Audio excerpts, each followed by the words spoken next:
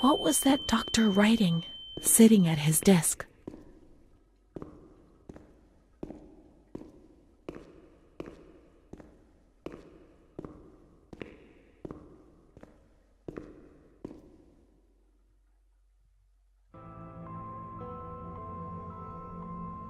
September 7th, 1938.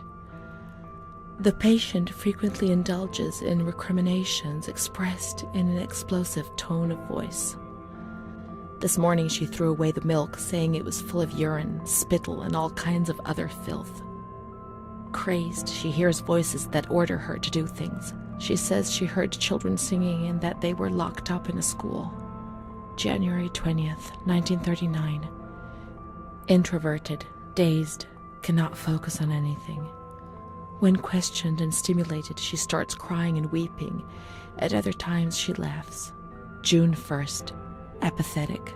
Eats very little. She refuses to be touched. Does not respond. Spends her time in the grounds. The cooks report that she sits on a bench in front of the kitchens. October 14th. Return of impulsive behavior.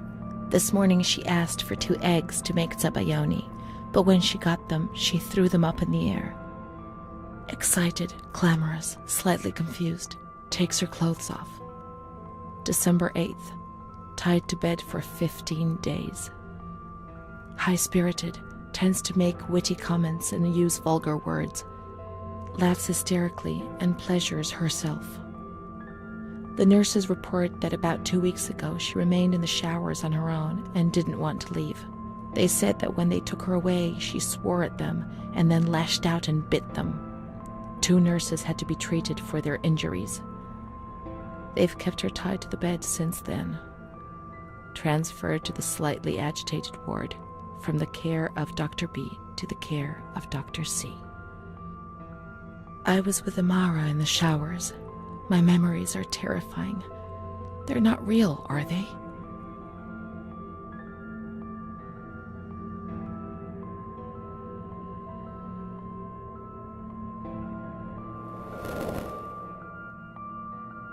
December 15th.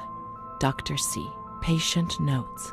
The abnormality of her psychic state has induced her to lead a life which is irregular and tends towards delinquency. Of fickle and flighty character, she regularly discards her household duties and engages in occasional prostitution. Prostitution? No one would have ever believed a lunatic, let alone a lunatic who lives in the worst sort of sin. Could such a person ever have been subject to sexual violence? Certainly not. Her mental deficiency makes her deaf to the reprimands of her family. She has shown suicidal tendencies. She was brought to the ward yesterday, agitated and hysterical. Treated with cardiazol, 2 injections a week for 5 weeks. They were only trying to confuse us with the therapy, and my God, they succeeded.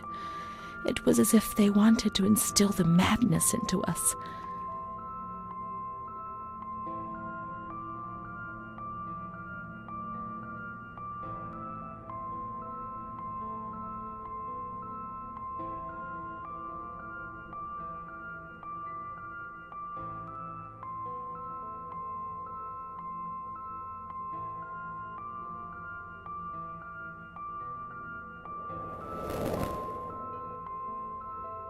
It was torture, but we had no choice. Nobody explained anything. No one tried to help us understand. We were like farm animals.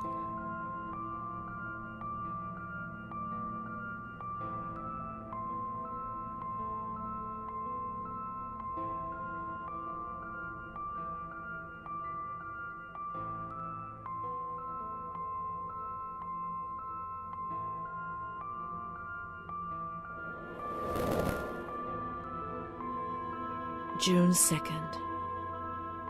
After a long period of calm and improvement, the patient is very agitated today and vehemently refuses to submit to a gynecological examination. She swears and curses those helping her, flailing her arms and hitting them. According to reports by Dr. B, the patient has been subjected to periodic checkups, since she had a spontaneous abortion about 2 years ago in her 3rd month of pregnancy. Conception occurred after she had sexual intercourse with a stranger who sneaked into the hospital grounds. Details are contained in the charges filed at police headquarters in Volterra, a copy of which is attached to these clinical notes. ES therapy. A spontaneous abortion? It's not true. I can't believe it. How could I have invented things if I didn't even know what they were doing to me?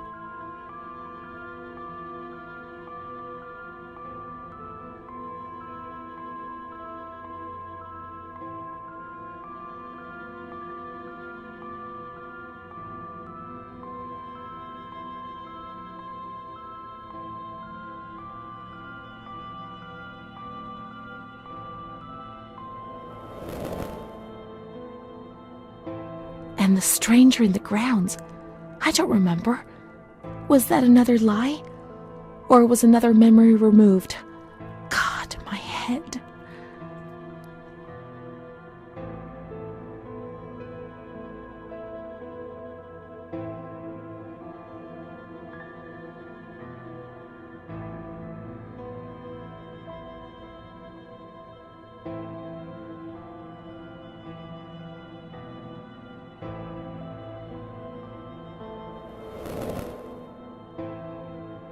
June 13th.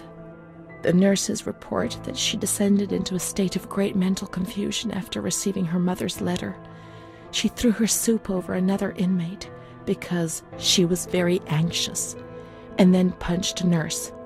Impulsive, flails about her. She rails against the doctor in vulgar terms while he is examining her, lashes out and spits. Block all correspondence to give the patient no further reason to become agitated. August 20th, tied to bed. The nurses report that the patient is extremely agitated after the visit of a relative or family friend. 2 days later, she is still shouting all the time that he commands her, that she must obey and harm herself, and that she is not Charlotte. All visits forbidden, constrained to bed, and intensification of ES therapy until we achieve results. Calm down. You must be calm. Don't get agitated. We'll make you calm down. Is that the only thing that matters? Is tranquility worth the price of not living?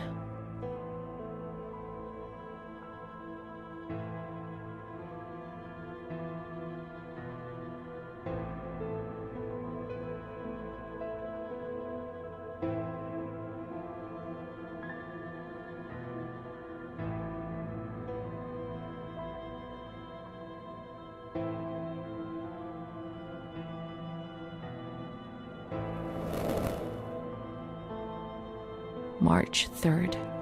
Alert, correct attitude, replies when questioned. The nurses report that the patient is calm. She washes and looks after herself. She affirms the existence of a certain Amara. She says that Amara is a patient who disappeared when she was moved to this ward. No confirmation. Probably a regressive hallucination. Evaluate transfer. Did I imagine Amara? That's not possible. She was there. I know she was there. I feel it. She must have left some traces of her presence. We can try to find her medical records in the archive where their letters were filed.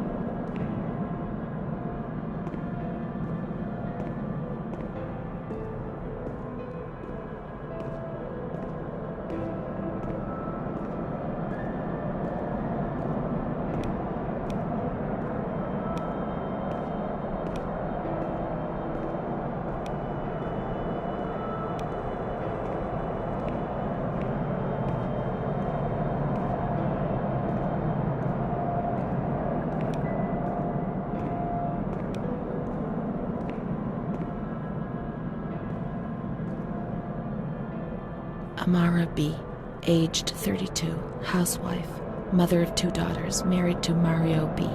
So Amara does exist.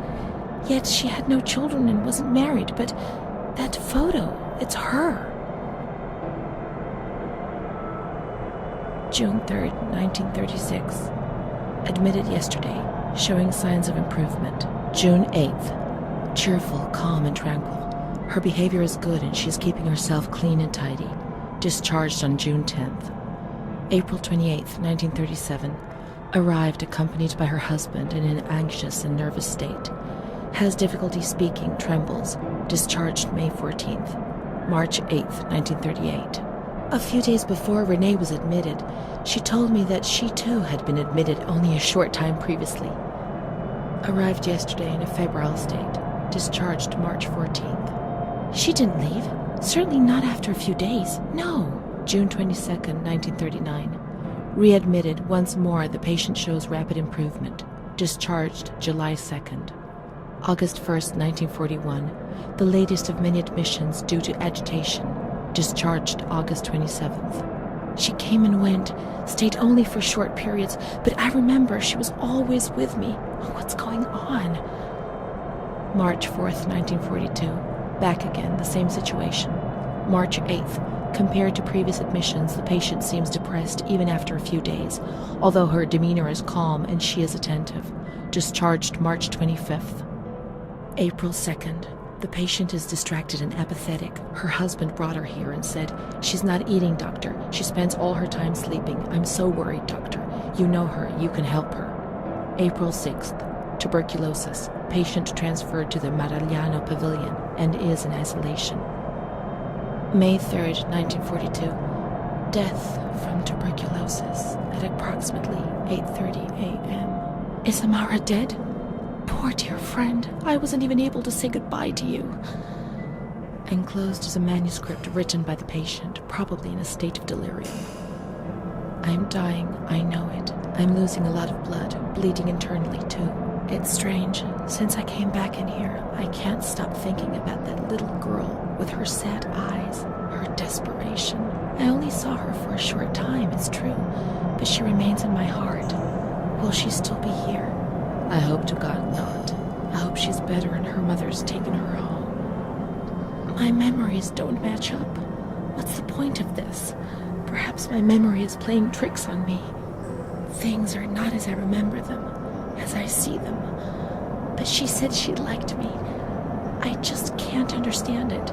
I just wanted to say goodbye to her for the last time. I never even said goodbye to her.